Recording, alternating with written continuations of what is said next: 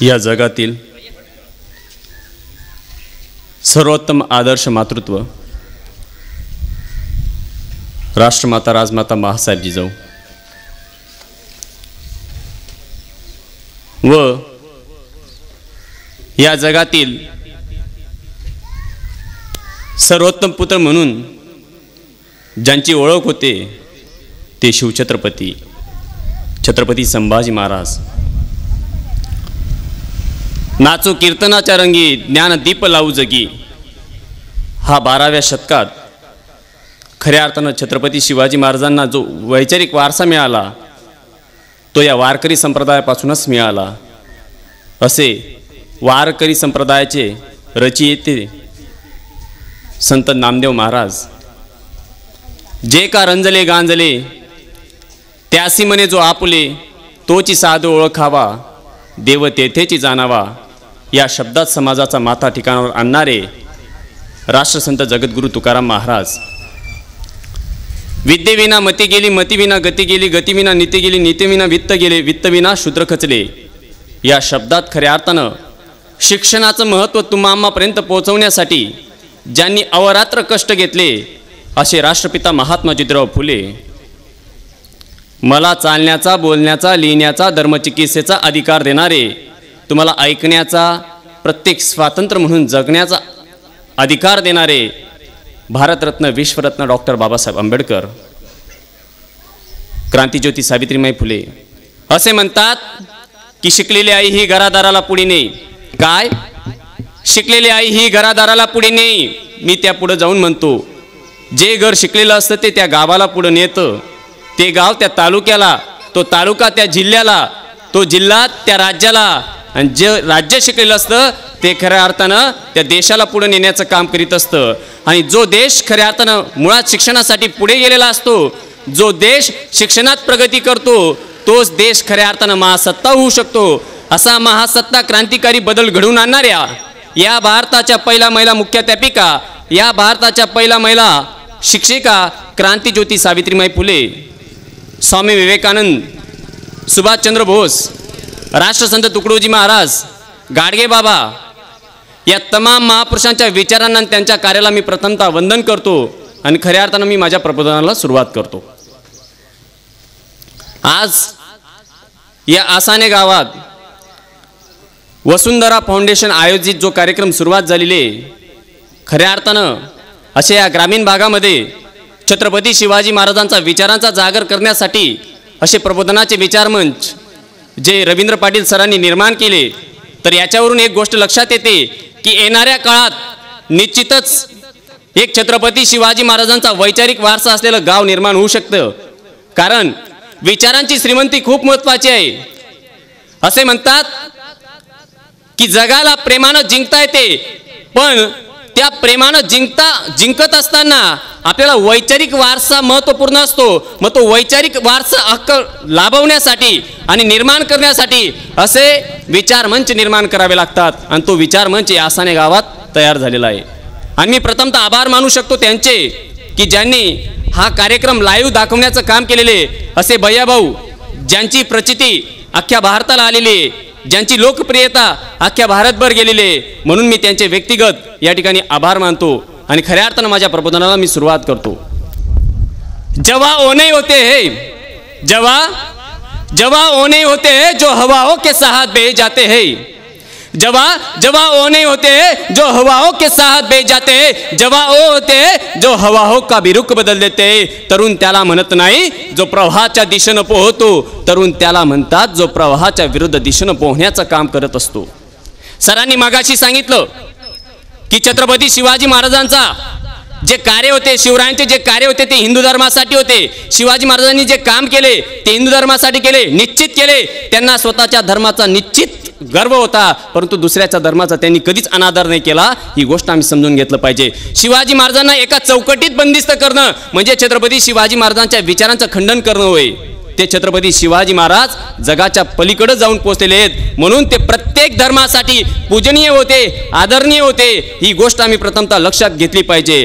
कारण छत्रपती शिवाजी महाराजांचा हा धर्म संघर्ष जरूर होता, पण ज्या ज्यावेळी धर्मावर अत्याचार होत होते त्यावेळी छत्रपती शिवाजी महाराजांनी हातात तलवार घेतलेली आहे, पण दुसऱ्या धर्माचा अनादर कधीच केला नाही. ही गोष्ट खऱ्या अर्थानं आम्हाला समजली पाहिजे. छत्रपती शिवाजी महाराजांचा वैचारिक वारसा कुठून लाभतो? छत्रपती शिवाजी महाराजांचं जी विचारपीठ होतं ते कोण होते? तर माँसाहेब जिजाऊ. कोण या जिजाऊ? शिंदखेडच्या लखुजीराव जाधवांची कन्या. इथं गावघरात वसायची. गावामध्ये कुलकर्णी, देशपांडे, मोकाशी अशी ही माणसं नेमलेली राहायची. ही माणसं म्हणजे गावची जागीरदार. बादशाचा आदेश यायचा, कर वसूल केला जायचा, अर्धा कर खिशात घालायचा, अर्धा कर बादशाला पाठवायचा. जगणं चालू होतं. शेतकरी कष्टात जगत होता, कष्टकरी दुःखात मरत होता. हे शेतकऱ्यांचं कष्टात जगणं, कष्टकऱ्याचं दुःखात मरणं एका माऊलीला सहन होत नव्हतं. त्या माऊलीचं नाव म्हणजे जिजाऊ. काय? जिजाऊ. कोण या जिजाऊ? शिंदखेडच्या लखुजीराव जाधवांची कन्या. लखुजीराव जाधवांना मुलं किती? 4. दत्ताजी, प्रभूजी, आत्रुजी, बहादूरजी या 4 मुलांच्या पाठीवर एक कन्यारत्न जन्माला आलं आणि त्या कन्याचं नामकरण करण्यात आलं जिजाऊ. जिजाऊ लहानाची मोठी होते. तलवारबाजी, घोडेबाजी सर्व प्रशिक्षण जिजाऊंना देण्यात येत आहेत. आजच्या काळात विमान चालवणं म्हणजे त्या काळात घोडा चालवण्यासारखं होतं. म्हणजे शिक्षणाचं महत्त्व हे जाधव घराण्यात आधीपासून आहे. ज्या जिजाऊंना शिक्षित, सुशिक्षित, सुसंस्कृत, सृजनशील करण्यात आलेलं आहे. हा विचार आम्ही तिथून घेतला पाहिजे. जिजाऊ लहानाच्या मोठ्या होत आहेत आणि मोठ्या झाल्यानंतर त्यांचं लग्न झालं. माँसाहेब जिजाऊ शिवनेरीच्या रोखानं चालतायत. बाहेर पाहतात तर काय भयानक दुष्काळ. विचार करतायत जिजाऊ, इतका हा भयानक दुष्काळ. या ठिकाणी लोकांना खायला अन्न नाही, जनावरांना खायला चारा नाही. विचार करता करता तो दिवस उगावला. तारीख होती 19 फेब्रुवारी 1630 रोजी शिवनेरीवर खऱ्या अर्थानं छत्रपती शिवाजी महाराजांचा जन्म झाला. ती तारीख होती 19 फेब्रुवारी 1630. आणि महाराष्ट्रात एका दगदगत्या सूर्याचा जन्म झाला.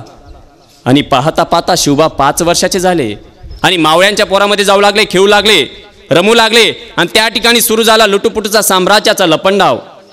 एक दगडाचं सिंहासन केलं जाई. या दगडाच्या सिंहासनावर हा बालशिवबा राजा म्हणून बसत असे. आणि त्या शेतकऱ्यांच्या पोरांमधून कुणीतरी शेतकरी बने, कुणीतरी सावकार बने, कुणीतरी सरदार बने. आणि हा सावकार बनलेली पोराची कथा व्यथा एक शेतकरी बनलेला पोरगा घेऊन ये आणि माँसाहेब जिजाऊंसमोर छत्रपती शिवाजी महाराज त्या दगडाच्या सिंहासनावर बसलेले राहायचे. आणि त्या दगडाच्या सिंहासनावर हे बालशिवबा ज्यावेळेस बसून राहत असेल त्यावेळेस हा शेतकरी पोरगा त्या शिवबांसमोर म्हणे, राजा मला न्याय द्या, या सावकारानं माझी जमीन लुबाडली, राजा मला न्याय द्या.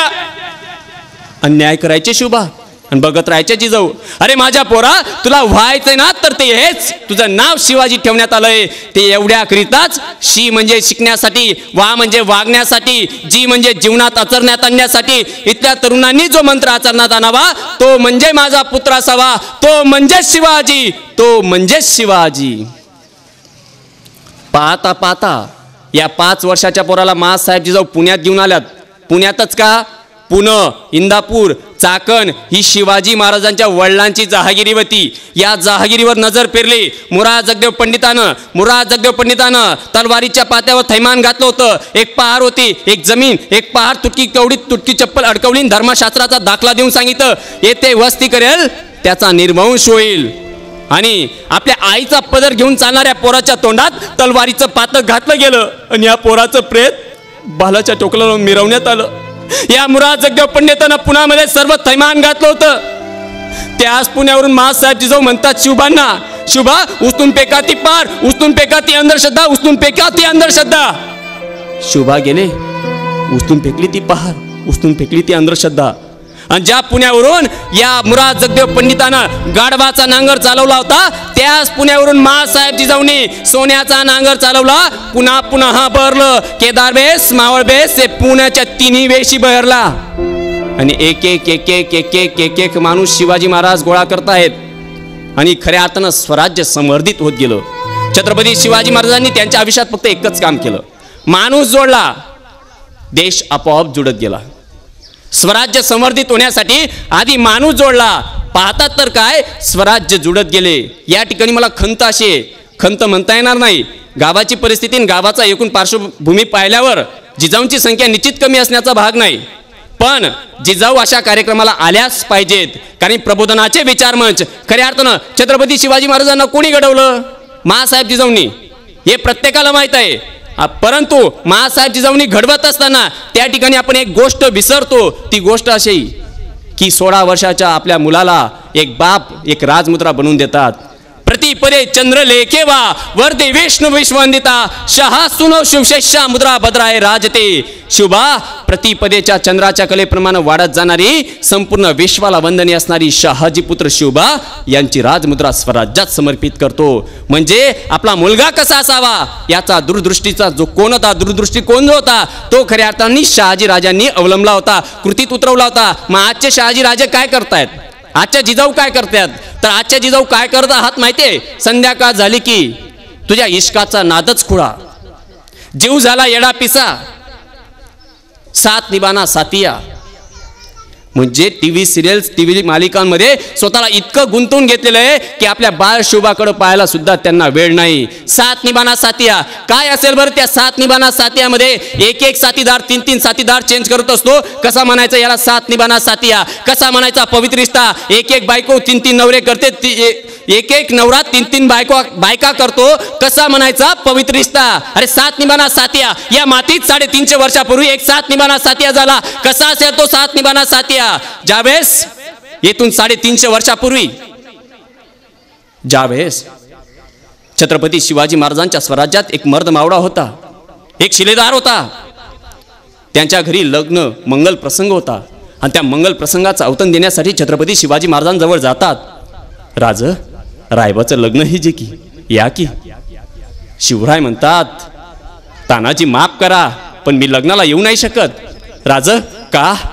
लग्नात प्रमुख उपस्थिती आपल्या हवी. राज नाही तान्या मी येऊ नाही शकत. प्रेमानं बालमित्र होते म्हणून तान्या म्हणायचे. तान्या मी येऊ नाही शकत. नाही राज तुम्हाला यावंच लागेल की. परंतु त्यावेळेस शिवाजी महाराज म्हणतात की आमची जी स्वारी आहे ती कोंढाण्यावर आहे म्हणून आम्ही येऊ शकत नाही. त्यावेळेस खाडकन उभा राहतात तानाजी मालुसरे आणि म्हणतात राज मी असताना तुम्ही कोंढाण्यावर स्वतः लढायला जातात. राज हे बरं नव्हे. बालपणाची मैत्री तुम्ही विसरला राज. राज हे बरं नव्हे. धिक्कार आहे आपल्या मैत्रीवर. तुम्ही माझ्यापासून ही गोष्ट लपवली राज. नाही तान्या तुझ्या घरी मंगल प्रसंग आहे, तुला सांगणं बरं नव्हे. तू लग्न आटोप आणि आम्ही सुखरूप येऊ आणि रायबाला आशीर्वाद देण्यासाठी आम्ही निश्चित हजेरी लावू. पण त्याच वेळेस तानाजी मालुसरे म्हणतात राज आधी लगीन कोंढाण्याचे मगच माझ्या रायबाचे. राज जोपर्यंत तान्या जिवंत आहे ना राज तोपर्यंत मी तुम्हाला स्वारीवर जाऊ देणार नाही. स्वतःचा मंगल प्रसंग सोडून घरात स्वतःच्या पोराचं लग्न सोडून हा तानाजी मालुसरे कोंढाण्यावर गेला आणि धराधरती पडला. याला म्हणतात सात निभाना सातिया. याला म्हणतात सात निभाना सातिया. इतिहास आम्ही विसरलो. याच्यापेक्षा जगाच्या पाठीवर कोणता सात निभाना सातिया असू शकतो?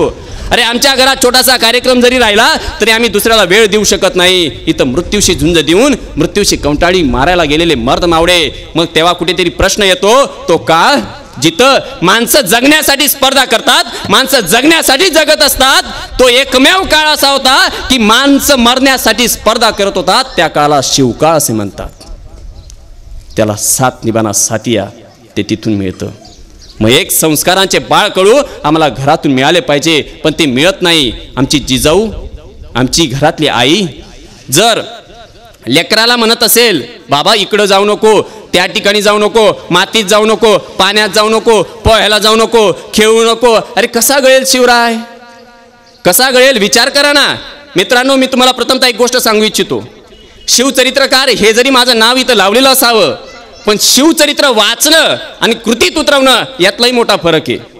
या ठिकाणी मी तुम्हाला शिवाजी महाराज सांगायला अजिबात आलो नाही, कारण मला माहित आहे जगाच्या पाठीवर शिवाजी महाराज कोणाला सांगणं म्हणजे शिवाजी महाराजांचा अपमान आहे. कारण जोपर्यंत सूर्याचे किरण पोचतात तोपर्यंत छत्रपती शिवरायांची विचारांची प्रतिमा ही जगाच्या आरपार गेलेली आहे. म्हणून शिवचरित्रातले छत्रपतीचे विचार सांगण्यासाठी मी नाही आलो. तर शिवचरित्रातून आपण काय घेतलं पाहिजे ही काळाची गरज आहे. आज तरुणाईना काय घेतलं पाहिजे? काय घेतलं पाहिजे? काय घेतो? कपाळावर चंद्रकोर, दाढी याच्यानं शिवाजी महाराज होता येईल का? अरे गल्लीत चालत असताना एखाद्या मावळ्याकडे पाहून जर मुली रस्ता बदलवत असतील तर त्याच्यात आणि गल्लीतल्या कुत्र्यात काय तो फरक आहे? कसं म्हणावं त्याला शिवाजी महाराजांचा मर्द मावळा? आणि आपल्याला हल्ली माहित आहे शिवजयंतीचे कार्यक्रम कुठल्या पद्धतीत केले जातात. तेच नाचणं. अरे नाचून छत्रपती शिवाजी महाराजांची जयंती जरूर साजरी करा. आमचा राजा आहे त्याला डोक्यावर घेतलाच पाहिजे. निश्चित घ्या, डोक्यावर घेऊन नाचा, पण डोक्यात पण आधी घ्या. तर म्हणायचं की खऱ्या अर्थानं छत्रपती शिवाजी महाराजांचे विचार आपण अंगीकृत केले. त्यानंतर आमच्या जिजाऊ काय करतात? पवित्र रिश्ता पाहतात. अरे कसा म्हणा पवित्र रिश्ता? कसा असेल तो पवित्र रिश्ता? इथून 200 वर्षापूर्वी एक रिश्ता पवित्र झाला होता. तो रिश्ता म्हणजे इथून 200 वर्षापूर्वी महात्मा फुले आणि सावित्रीबाई फुलेंचं एक संभाषण झालेलं आहे. ते संभाषण असं, महात्मा फुलेंना आणि सावित्रीबाई फुलेंना मूळ बाळ नव्हतं. त्यावेळेस सावित्रीबाई फुले महात्मा फुलेंजवळ जाते आणि म्हणते, शेठजी तुम्ही दुसरं लग्न करा की.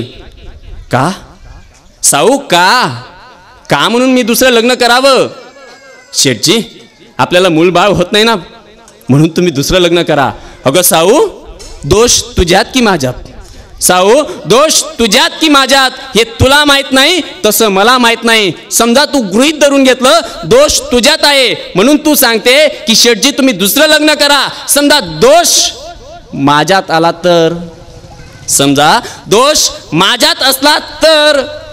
जशी तू स्वतःला सवत आणण्यासाठी तयार आहे तशी एक गोष्टीचा अधिकार जर तुम्हाला देत असेल तर मी निश्चित दुसरं लग्न करेल. त्यावेळेस शेठजी म्हणतात, जेवढा अधिकार माझा तेवढाच अधिकार तुझा. म्हणून तू स्वतःला सवत आणण्यासाठी जर तयार असेल तर एक काम कर, मी पण स्वतःला सवत्या आणू शकेल. मी पण तुझं दुसरं लग्न लावू शकतो. जर हा अधिकार तू मला देत असेल तर मी समजेल की खऱ्या अर्थानं समतेचा आहे. तो रिश्ता खऱ्या अर्थानं पवित्र होता.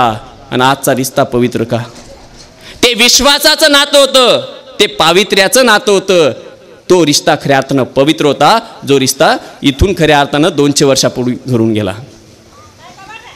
कुठेतरी या सिरियल मालिकेतून आम्ही बाहेर आलं पाहिजे आणि इतिहासापर्यंत पोहोचलं पाहिजे. महासाहेब जिजाऊंनी काय केलं शिवाजी महाराजांना देत असताना? कुठले विचारांचे धडे दिले?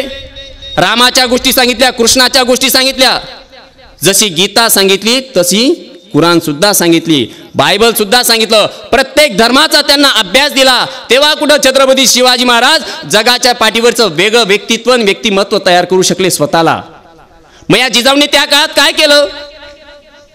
वारकरी संप्रदायाची एक विचारांची धार पकडली. वारकरी म्हणजे काय? जो वाईट गोष्टींवर वार करतो त्याला वारकरी असे म्हणतात. कीर्तन म्हणजे काय? जिथं वर्तणूक सुधारते त्याला कीर्तन असे म्हणतात. ही परंपरा अखंड हजारो वर्षापासून आमची चालून आलेली आहे. ज्ञानेश्वर महाराजांनी संस्कृतमधील गीतेतील खऱ्या अर्थानं आम्हाला ज्ञानेश्वरी दिली. किती महान! अहो आम्ही काय करू? 16व्या वर्षातल्या एका मुलानं संस्कृत मधली गीता आम्हाला मराठीत अनुवाद दिला. जगाच्या पाठीवर आमच्या एवढं बहुमूल्य ज्ञान कोणाकडे असेल का? मग महासाहेब जिजाऊंनी वैचारिक वारसा खऱ्या अर्थानं छत्रपती शिवाजी महाराजांना तो दिला.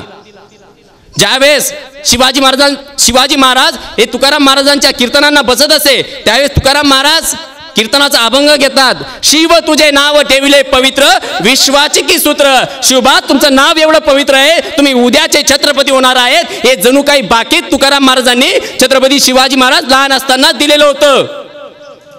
विंचू देवाऱ्यावर याला देव पूजा नावडे त्याला, ते पैजाराचे काम अधमाशी तो अधम. शिवबा जर स्वराज्यावर कोणी चाल करून येत असेल तर त्याला माफी नसावी. अभंगाचा सार असा आहे, विंचू देवाऱ्यावर आला देव पूजा नावडे त्याला, ते पैजाराचे काम अधमाशी तो अधम. जर विंचू देवाऱ्यावर आला ना त्याला देवपूजा आवडत नाही. जर तुम्ही त्याची देवपूजा केली तर तो तुम्हाला विंचवाचा जहरी नंगानाच डांगी देऊ शकतो. म्हणून त्यावेळी काय करा? त्या विंचवाला मारण्यासाठी तुमचा पायातलं पायतान काढा, म्हणजे चप्पल काढा, त्या विंचवाला ठेचा. असा दृष्टिकोन छत्रपती शिवाजी महाराजांना कोण देतं? संत तुकाराम महाराज. म्हणजे स्वराज्याच्या कामी कसा आला पाहिजे हा अभंग. त्यावेळेस म्हणतात, कदाचित औरंगजेब स्वराज्यावर चाल करून आला, फितुरी असेल, फितुरी ओळखा आणि त्याला जागीच ठेचा. ते शिवाजी महाराजांनी अत्यंत योग्य पद्धतीने ओळखलं, अत्यंत योग्य पद्धतीने. अफजल खानाची चाल ओळखली म्हणजे अभंगाचा सार आपल्याला तिथून खऱ्या अर्थानं मिळतो. तुका जरी सहज बोले वाणी त्याच्या घरी वेदांत वाहे पाणी. तुकाराम महाराजांची वाणी एवढी परखड आहे तर जी खोटी नाटी अत्यंत धर्माचा विकृत पद्धतीने प्रचार करते ती मंडळी खऱ्या अर्थानं छत्रपती शिवाजी महाराजांनी ती नाकारली. तसंच तुकाराम महाराजांनी सुद्धा त्यांच्या घरी पाणी भरू शकतात असा तो अभंगाचा आहे. मुके सांगे ब्रह्मज्ञान जन लोकाची कापितो मान. मुके सांगे ब्रह्मज्ञान जन लोकाची कापितो मान. ज्ञान नाही अपनासी कथा गिरतो देवाची अंतरी आशा बहु लोभाची. तुका म्हणे तोच वेडा त्याचे मुन्नी थोबाड फोडा. 4 चरणाचा अभंग आहे. अत्यंत दर्जेदार आहे. अत्यंत आजकाल बऱ्याच लोकांना तो लागू पडतो. थोडक्यात सांगतो काय आहे. मुके सांगे ब्रह्मज्ञान जन लोकाची कापितो मान. ज्ञान नाही अपनासी कथा करीतो देवाची अंतरी आशा बहु लोभाची. तुका म्हणे तोच वेडा त्याचे मुनी थोबाड पोडा. जिथं लोभ दिसत असेल ना त्याचं जागीच थोबाड पोडा असा तो अभंगाचा सार खऱ्या अर्थानं छत्रपती शिवाजी महाराजांना सांगण्यात येतो. शूद्रवंशी जन्मलो म्हणून दंभेची मोकिलो. काय शूद्रवंशी जन्मलो म्हणून दंभेची मोकिलो. तूच्या आता माये बापा पंढरी नाता गोकवय अक्षर मज नाही अधिकार. सर्वे सवाईन तुका म्हणे यातना हीन.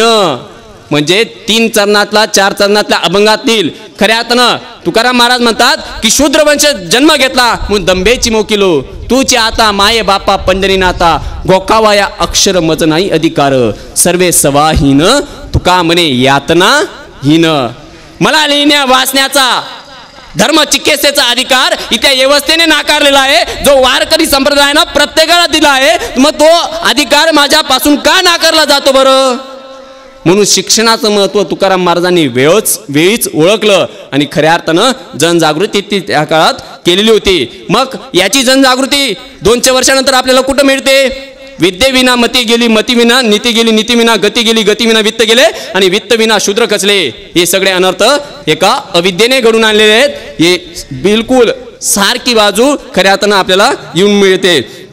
साधुनी बचनाग खाती तोळा गोळा. या ठिकाणी बरेच विद्यार्थी जमलेले आहेत. यांच्यासाठी मला तुकाराम महाराजांचा एक अभंग सांगावासा वाटतो. प्रेरणादायी अभंग आहे. तो शिवाजी महाराजांना सांगण्यात आलेला आहे. शिवाजी महाराजांनी त्याला अंगीकृत केलेलं आहे.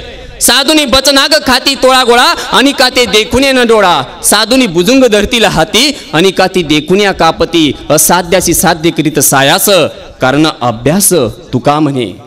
या जगाच्या पाठीवर अशक्य असं काहीच नाहीये. तुकाराम महाराजांचं या अभंगाचा सार आजच्या भाषेत सांगायचा झालास तर तो असा.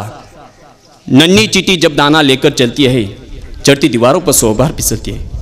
मन का विश्वास रंगों में साहस भरता है. चढ़कर गिरना गिरकर चढ़ना न आखरता है. आखिर उसकी मेहनत बेकार नहीं होती. कोशिश करने वालों की कभी हार नहीं होती.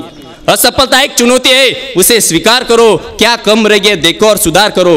जब तक सफल ना हो नींद चैन त्यागो और संघर्षों का मैदान छोड़ मत भागो.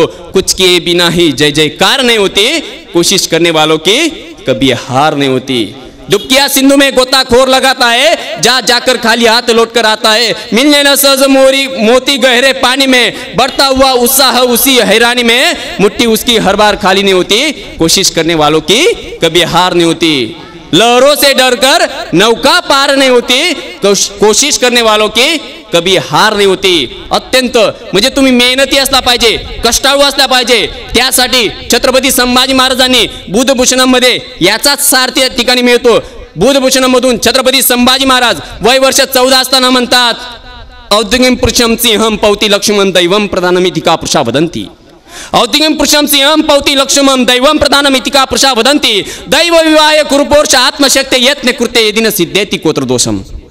14 वर्षाचा मुलगा बुधभूषणम ग्रंथातून एक श्लोक लिहितात आणि त्याच्यात म्हणतात जी तरुण प्रारब्धवादी असतात ती नामर्द असतात. जी तरुण प्रयत्नवादी असतात तीच खऱ्या अर्थानं मर्द असतात. असा मर्दवादी विचार असा सामर्थ्यवादी विचार खऱ्या अर्थानं 14 वर्षाचे छत्रपती संभाजी महाराज बुधभूषणम ग्रंथातून लिहितात. आजच्या काळातील 14 वर्षाची आपली काठी आपली लेकरी काय करतायत हा सुद्धा आम्ही कुठेतरी चिकित्सेचा भाग म्हणून जवळ ठेवला पाहिजे. काय विचार केला त्यांनी.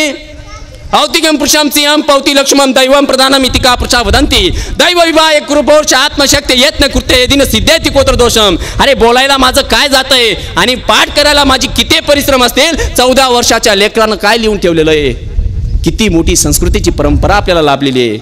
मग शिवाजी महाराज फक्त छत्रपती संभाजी महाराज काय फक्त नाचण्यापुरते मर्यादित ठेवायचे का? तर नाही.